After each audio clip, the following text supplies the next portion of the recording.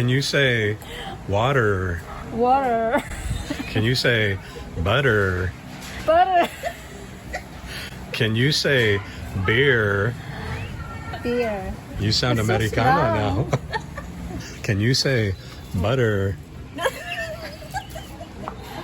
Butter. Can you say beer?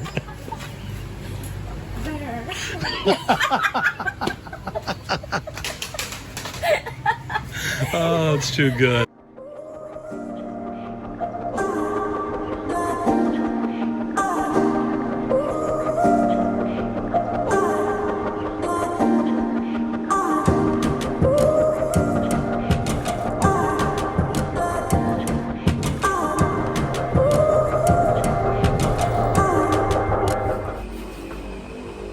Where are we going now? To the beach. We're going to the beach right now. So we want to move. We need to chill. When you take one out, you put one back. It's gonna bring just one bottle of Sunmig Light just to cool down. And some spicy oishi. And Heat oishi. right back up. Huh? Ah. Okay, you can lock the door, little lady. Get your helmet. Okay. Ay, nakalimutan ko yung helmet. Helmet tayo, guys.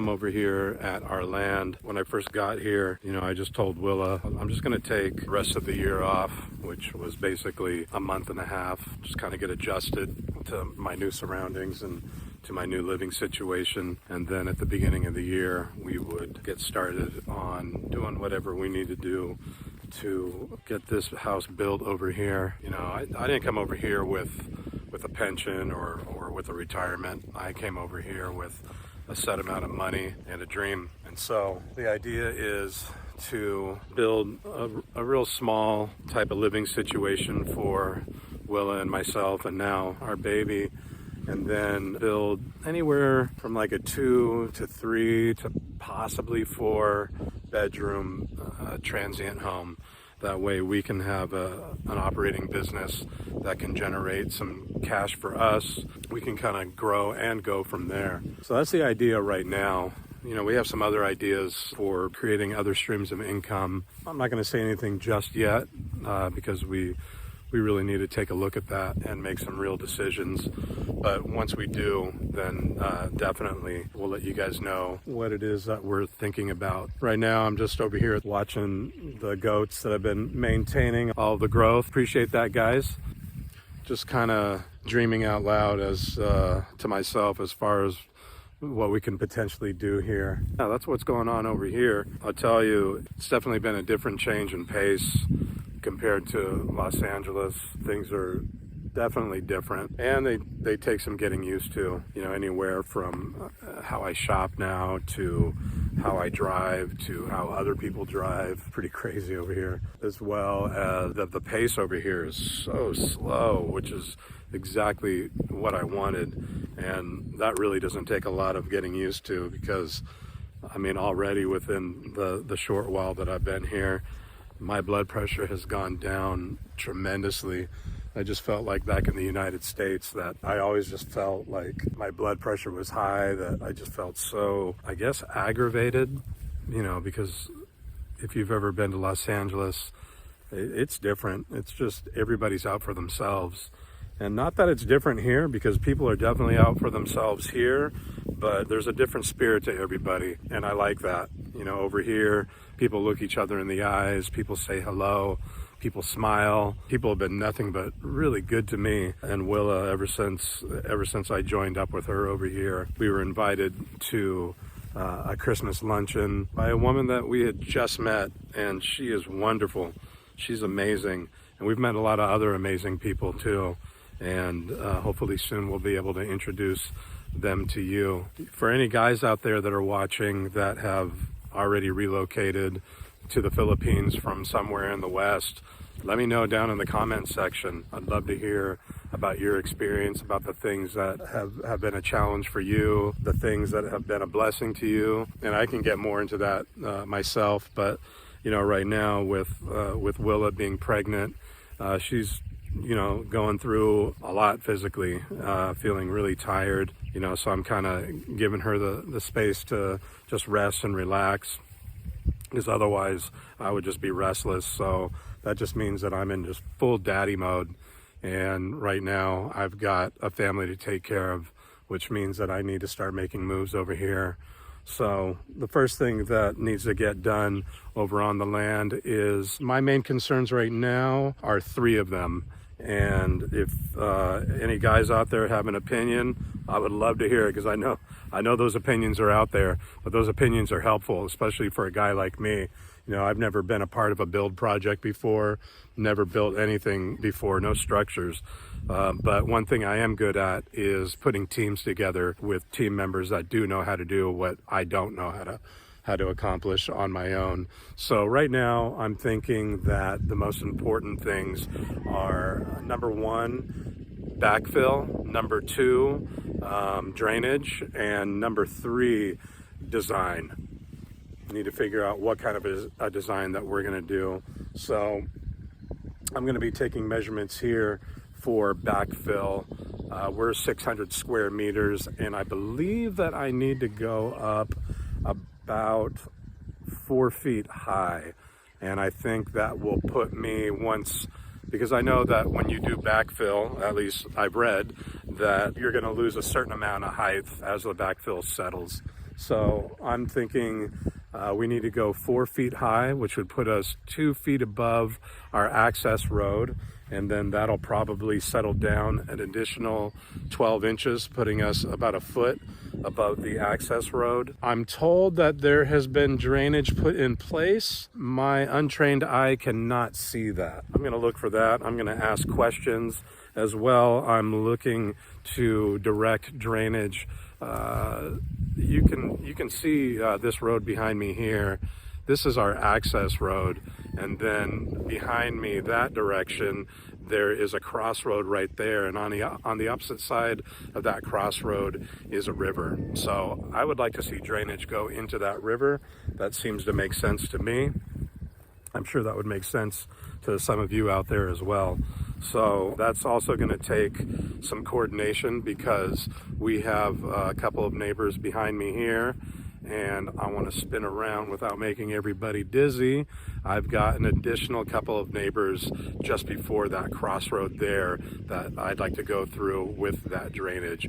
So that's going to take some coordination, not only with our neighbors, but also with the local municipality, because on the opposite side of that crossroad, that is government land. I'm learning about all the red tape over here, and hopefully we can talk to the right people to get permission to cross over and cut that tape. And I think that'll make everybody's lives a lot easier. And plus, the drainage that I'm told that we have is supposed to drain over to somebody else's private lot. I don't know how I feel about that. I would hate for my flood to become somebody else's flood. That doesn't seem, I don't know. That seems kind of rude, don't you think? So I'm over here at the intersection of our access road and the Province Road here. Just on the opposite side is the river over here. Right here is where it looks like the drainage is. But I think my question is, you know, how does it get from all the way over there from my land? You can kind of see my my bike right there. And how does it get all the way down here and into that drainage pipe, which would then cross underneath and drain, like I said, into the neighbor's lot? It would exit right there and fill up that area, and then eventually fill up their lot over here. Now, I don't know my neighbor, but would you want water to fill up your land when it could easily go from right there to right there? I think I would, or would not, rather. I'd want it to go all the way over here. I don't know if you guys can see just midsection of the screen. That's the river right there that I would like for all the drainage to go to. That's called the Mestizo River. And a mestizo is exactly what I am, because I am just part Filipino. So that's where the drainage is there. And I would love for this road to be renovated enough to fit more pipe and go right over into that river there. So that seems like the obvious choice. What do you guys think? I'm no civil engineer, but I'm thinking that, okay, so let's assume that myself and all of my neighbors on this side of the access road backfill, and everybody's 1 foot above the access road. So then what happens? Does the water drain onto the access road and then flow over to their land there? And would it even be able to reach that pipe that I showed you earlier and cross over into this land? I don't know, but anybody that has any experience, I'd love to hear what you think. But anyway, so that's what I'm up to over here. Just trying to find my starting line. Being brand new, it's just a matter of networking and finding all the right people who have all the right intentions. Coming over here, I don't know who to trust, you know, right off the bat. That doesn't mean that I can't trust anybody, because I'm going to have to, and I definitely want to. I want to be careful because I want to make sure that I make every peso count. I'm sure you all can agree with that. You're probably going to be seeing a lot of me and a lot less Wila. Hopefully she will be making some content as well while she's resting, and kind of give you an idea of her experience as a first-time mom. I can definitely tell you that as a first-time dad to be, I'm just so emotionally confused. I'm so happy, but I'm also really scared. I feel like I'm in full-on protection mode, and that I just want to provide security for both Wila and the baby to be. Right now, I'm praying for a baby boy, but of course, if it's a baby girl, I'll be equally as happy. I just like to see my family name continue. If it is a girl, well, we might just have to try again.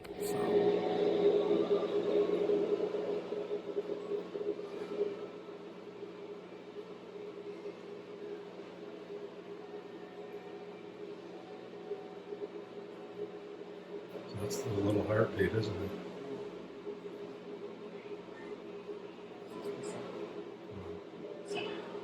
And that's the yolk sac underneath.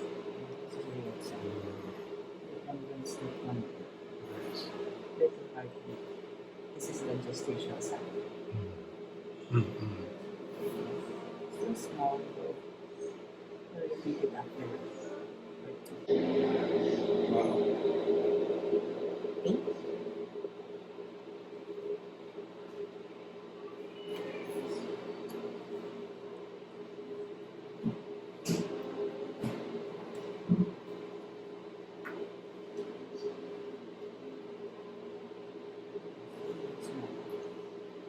You said the heart doesn't start beating until about 3 weeks? 6 weeks.